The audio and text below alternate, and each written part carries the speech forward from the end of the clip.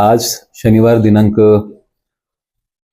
30 मे रोजी आपल्या शहरातले आमदार श्री क्षीरसागर साहेब हे प्लॅनिंग कमिशनचे चेअरपर्सनही आहेत, मित्राचे उपाध्यक्ष आहेत, त्यांच्या समवेत सर्व गाळेधारक आणि त्यांच्या प्रतिनिधींसोबत बैठक झाली. तर 2-3 विषयावर चर्चा झाली की हा जवळपास 10-12 वर्षापासूनचा जो प्रलंबित विषय आहे, गाळेधारकांना जे 8% वाढ झाली होती, मग 5% वाढ झाली होती, त्याच्यावर एक तोडगा कसा निघेल हा एक भाग होता. तर त्याच्यामध्ये एक साधक बाधक चर्चा झाल्यानंतर एक सकारात्मकता अशी आली की बऱ्याच अंशी लोक हे 5% भरायला तयार आहेत. फक्त त्यांचा दंडाचा विषय होता की तो दंड आम्हाला कमी करून कसा मिळेल. तर आज शहरामध्ये आपण माहिती की आपल्याला 2013 पासून घरफाळा रिवाईज झालेला नाही आहे. गाळेधारकांकडे जवळपास 50 ते 60 कोटीची थकबाकी प्लस दंड हे दोघं मिळून आहेत, गाळेधारक प्लस प्लॉट धारक. आणि याच्यामुळे मग महानगरपालिकेच्या तिजोरीवरती प्रचंड ताण येतो आहे. आपल्याला माणसं वाढवताना पगाराला सुद्धा पैसे नाही आहेत.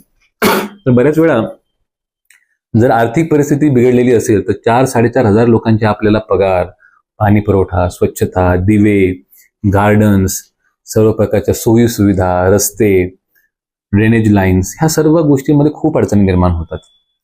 तर त्यांना आम्ही बोललो की आज जे मार्केटला दर चालू आहेत, खाजगी जे दर चालू आहेत, त्या खाजगी दराच्या पेक्षा आम्ही फक्त 20 किंवा 25%, म्हणजे खाजगी दर जर तुमचं 1000 रुपये असेल तर आम्ही 250 घेतो.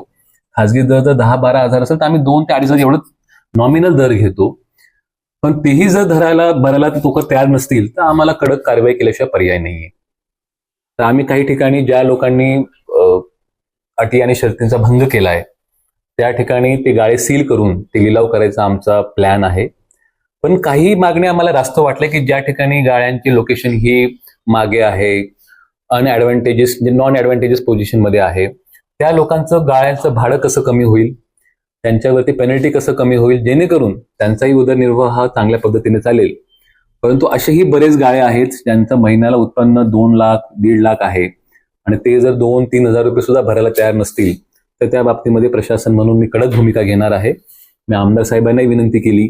शेवटी म्हटलं महापालिकाचं उत्पन्न चालणं आणि उत्पन्नाच्या माध्यमातून सुखसुविधा सर्व नागरिकांना भेटणं ही आपल्या सर्वांचीच जबाबदारी आहे. आणि आमदार मोदयांनी त्याला स्वीकारलं की आपण एक चर्चेतून याच्यामधून मार्ग काढूया. तर पुढच्या 1.5-2 महिन्यामध्ये आम्ही दर आठवड्याला region wise, zone wise meeting घेऊन कुठल्या परिस्थितीमध्ये काय प्रायव्हेट दर चालू आहे, त्या भागातले रेडी रेट कसे आहेत, आणि अशा पद्धतीने प्रत्येक ठिकाणी चर्चा करून त्यामधून मार्ग काढून हा जो 12-14% जो प्रश्न आहे हा कायमस्वरूपी निकाली काढण्याचा आमचा प्रयत्न आहे.